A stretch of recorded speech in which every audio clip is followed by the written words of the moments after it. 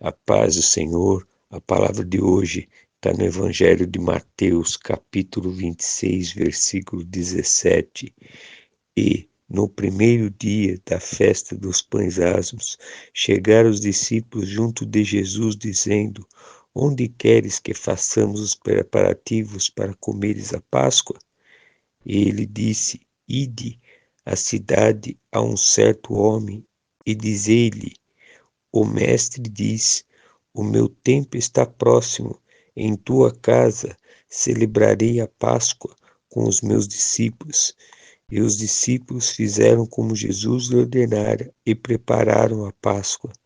E, chegada a tarde, assentou-se à mesa com os 12. E, comendo eles, disse: Em verdade vos digo que um de vós me há de trair. E eles, entristecendo-se muito, começaram cada um a dizer-lhe: Porventura sou eu, Senhor? E ele, respondendo, disse: O que mete comigo a mão no prato, este há de trair. Em verdade, o Filho do Homem vai, como acerca dele está escrito. Mas ai daquele homem por quem o Filho do Homem é traído. Bom seria para este homem se não houvesse nascido. E respondendo Judas, o que traíra, disse: Porventura sou eu, Rabi? E ele disse: Tu o dissestes. Amém? O que o Senhor hoje quer nos ensinar com essa palavra é algo que nós temos que aprender e estar sempre vigilante. Um dos pontos principais que é fundamental eu e você ter no coração é que a nossa história, nosso futuro já está escrito pelo Senhor Jesus Cristo. Agora cabe a mim, cabe a você viver conforme Jesus escreveu ou viver conforme nós queremos viver. Porque entenda algo, Jesus Cristo escreveu a nossa vida, mas a maneira de viver, a decisão é cada um de nós. Ele nos mostra o caminho, ele nos fala como andar, como agir, mas o viver é nós que escolhemos. E aqui ele está mostrando que ele sabe tudo o que acontece e o que vai acontecer. Esse é o primeiro ponto aqui, ó. E disse: Ide à cidade a um certo homem e diz-lhe: O mestre diz: O meu tempo está próximo. Em tua casa celebrarei a Páscoa com os meus discípulos. E os discípulos fizeram como Jesus ordenara e prepararam a Páscoa. Você vê aqui que os discípulos antes perguntaram aonde que nós íamos ceiar Jesus, onde nós íamos comemorar a Páscoa. Eu já sabia que tinha um homem preparado para que cedesse a casa dele, para que juntos os discípulos fossem cear ali. Isso quer mostrar para nós que quando nós imaginamos que a nossa vida está fora do nosso controle, que não tem mais jeito, quando nós confiamos no Senhor, entregamos a nossa vida para Ele, aí sim tudo volta ao normal. E por que que a sua vida não muda? Por que que você está passando por essa luta? Então reflete nessa palavra. Você está realmente caminhando no caminho do Senhor? Fazendo a vontade do Senhor? Fazendo o que Ele está dizendo? Você vê aqui que os discípulos poderiam tomar uma decisão contrária. Mas como que Jesus mandou ir lá em certo homem? Ele nem conhece, nem falou o nome dele. E ele manda nós ir lá, não, vamos achar um outro lugar para tentar, para garantir, né? Que se aquele homem mesmo não ceder a casa, aonde nós vamos cear? Não, nós temos que cear com o Senhor. Essa era uma das preocupações dos discípulos. Então, o que eles fizeram? Se eles estivessem com dúvida, e apareceu a dúvida, acredito eu, mas eles não fizeram o que a mente dele quis fazer, mas eles obedeceram ao Senhor e foram diretamente nesse homem. É a mesma coisa, você está passando por luta e continua passando por luta porque você ora, você jejua, você busca o Senhor, você acredita que Deus vai mudar a tua história, mas aos seus olhos está demorando. Mas a sua mente, o diabo fala na sua mente e fala assim: não, vai por tal caminho, desiste disso, anda para cá, faz assim, não adianta nada. Eita, também não é assim. A hora que Deus quiser, Ele vai mudar, não importa quem você seja. Importante você estar ali buscando o Senhor. mas na maneira que o diabo está ensinando, não do sacrifício que eu e você temos que fazer para o Senhor, que é quebrantar nossa carne todo dia. E às vezes o tempo de espera está começando a tirar você da comunhão verdadeira com o Senhor. Você vê aqui que os discípulos estavam preocupados em montar a ceia. E ali o que acontece? Quando eles falaram assim para Jesus, ó, aqui, ó, e no primeiro dia da festa dos pães asmos, chegaram os discípulos junto de Jesus, dizendo: Onde queres que façamos os preparativos para comeres a Páscoa? Eles foram perguntar para Jesus aonde que ele queria. Você vê que os discípulos estavam preocupados em preparar tudo perante o Senhor. E aí Jesus foi, deu um endereço, falou: vai em tal casa, tal, e fala com esse homem. Os discípulos poderiam ter a opção de escolher de não ir. Poderia achar em outro lugar. Por quê? Porque eles não conheciam o homem, podia estar com vergonha de falar com ele. Ah, sabe o que é? É que o mestre chegou, meu mestre Jesus mandou vir aqui. E ir lá na hora do... Você imagine no caminho, onde Jesus estava até o caminho da casa. O que passou na mente desses discípulos que foram preparar a ceia? Será que é verdade? Será que esse homem vai atender? E assim é você hoje. Você está vivenciando essa mesma dúvida. Será que essas promessas Deus vai mudar a minha história? Será que essa palavra é uma palavra verdadeira? Será que realmente Deus existe? Será que realmente Deus pode mudar a minha vida financeira da miséria que eu vivo? Será que Deus pode realmente curar essa doença que a medicina, com toda a tecnologia, falou que não tem jeito? E quantas milhares de pessoas já morreu com essa doença e não foram curadas? Será que eu consigo sair dessa depressão, dessa opressão maligna que eu sinto? Será que eu consigo restaurar meu casamento? Quantos casamentos já foram destruídos? Pessoas que estavam na igreja, eu vi, e o casamento foi destruído, a família foi destruída.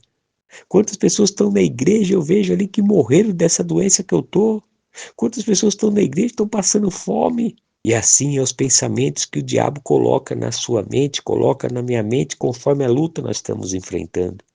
Ele coloca pessoas que vão aparentemente na igreja, buscam o Senhor e estão passando pela mesma luta, mas não está tendo uma resposta. E o Senhor está dizendo tudo isso é para colocar dúvida no teu coração, e o Senhor está dizendo: tira essa dúvida, confia na palavra. Cada um é cada um, viva a tua história, se preocupa contigo, se preocupa em querer você se converter para o Senhor. Não olha para a direita nem para a esquerda, 1000 cairão ao teu lado e 10.000 à tua direita e jamais tu serás atingido. Olha para o foco que é Jesus Cristo. Você não tem que ficar preocupado o que eles fazem, o que deixam de fazer, ou como estão vivendo, ou como estão deixando de viver. Viva a sua vida na promessa que o Senhor falou contigo. Ele falou que vai mudar a tua história, ele é contigo, ele vai mudar a tua história. Como ele disse aqui para os discípulos, vai lá.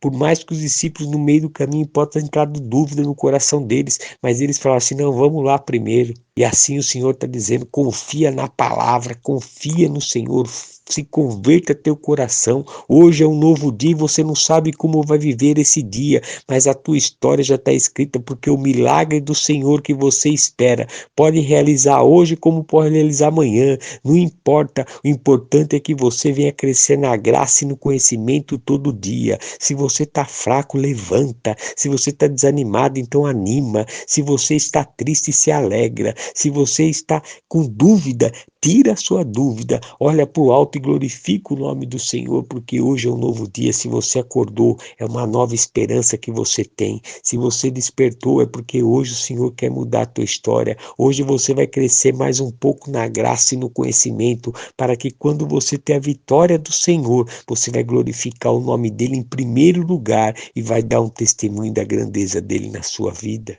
É assim. É isso que o Senhor quer nos ensinar com essa palavra no primeiro ponto. Outro ponto aqui importante, ó.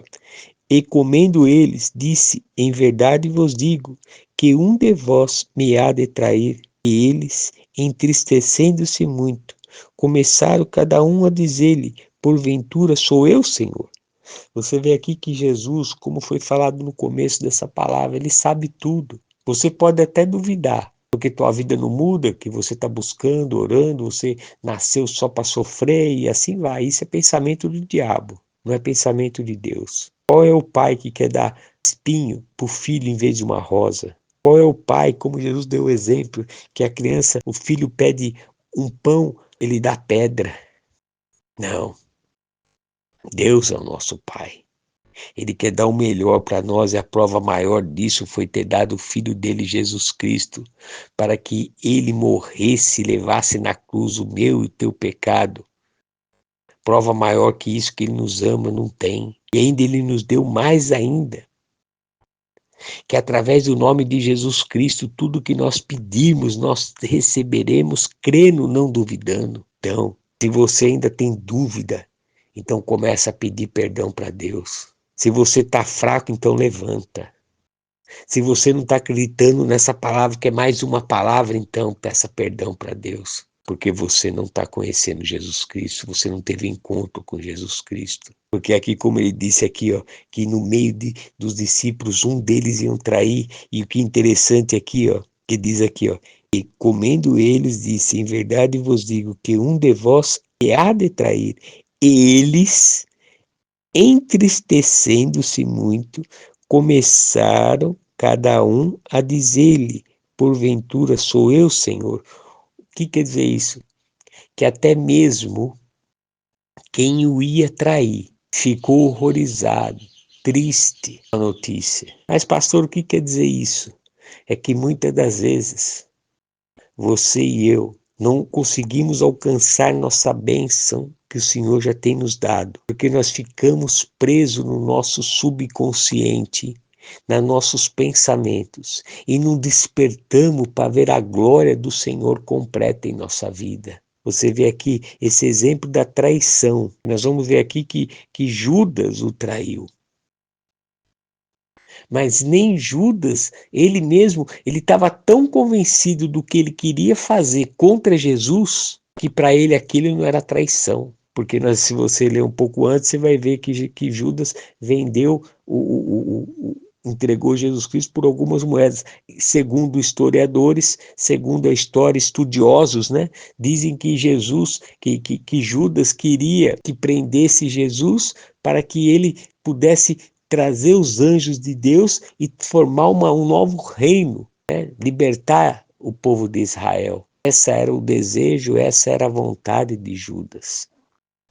Esse ponto que nós temos que entender, que eu e você, quando você realmente resolve entregar a sua vida para o Senhor Jesus Cristo, você tem que realmente entender e deixar Ele guiar os teus passos.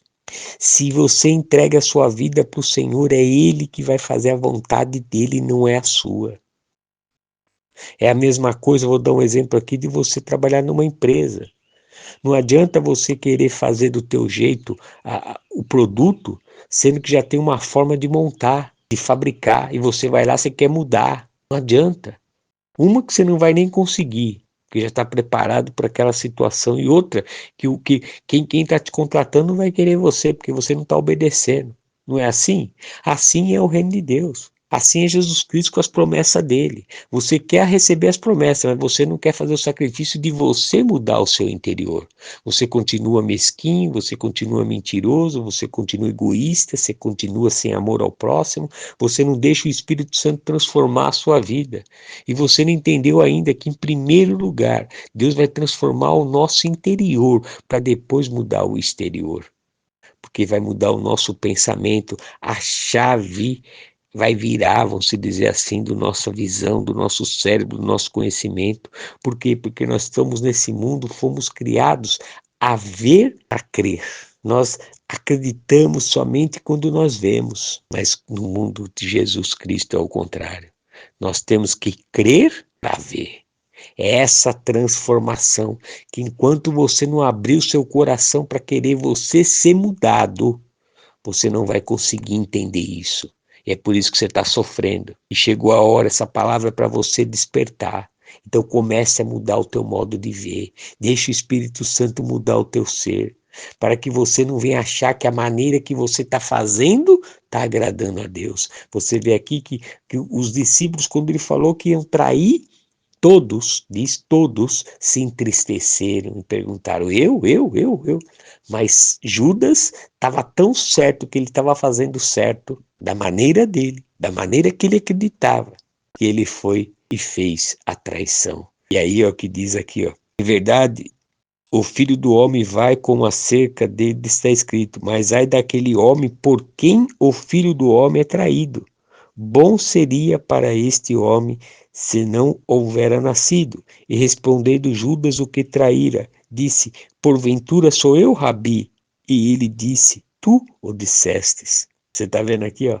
O que Jesus quer dizer? Você está vendo? Não adianta, se eu e você não fazer a vontade de Deus, meu irmão, minha irmã, nós estamos fora. É por isso que Jesus Cristo lhe disse que nós temos que ser fiel até o final, guardar a palavra até o final, para que nós possamos ser merecedor da coroa da vida. Não é o tempo de igreja, não é a tua comunhão que você tem com Deus, não. É a tua permanência, a tua fidelidade, dia após dia. Hoje é um novo dia. Uma nova história o Senhor tem escrita para nós vivermos. Como que você está vivendo ela? Está dando testemunho de Cristo? As pessoas estão vendo transformação em você? Ou você continua convencido que você está salvo, que você conhece a palavra, que não sei o quê, ninguém precisa falar nada, que Deus já te colocou no coração um propósito, é assim que tem que ser? Cuidado. Você vê que Judas aqui, ele perguntou aqui, ó, e respondendo Judas, o que o traíra disse, porventura, sou eu, Rabi? Ele disse, tu disseste. Você vê que Jesus é tão misericordioso, não quis envergonhar ele. Jesus é tão misericordioso que na mesma hora quando ele perguntou, e provavelmente perguntou em voz alta, se ele dissesse ali, duas coisas iam acontecer provavelmente. Os discípulos iam ficar com raiva, com ódio de Judas, ia tentar impedir ele de toda qualquer maneira de fazer o que Deus tinha programado para ser feito. E o mais assim que mostrou um outro amor de Jesus Cristo, maior ainda. Ele não humilhou Judas. Deixou o quê? Por conta dele ser humilhado. E assim é Jesus na minha vida e na sua vida. Cada atitude que nós fazemos é por conta e risco de nós. Deus coloca dois caminhos para nós, o da obediência e o da desobediência. Aquele que obedecer vai ser honrado, aquele que desobedecer vai ser desonrado, mas a decisão cabe a mim, cabe a você, cada um de nós tomar. E hoje, então, o Senhor está falando, toma a decisão correta, tire os seus pensamentos, peça perdão para Deus. Hoje é um novo dia, busca no Senhor como que você vai glorificar o nome dele, como que ele quer que você exalte o nome dele.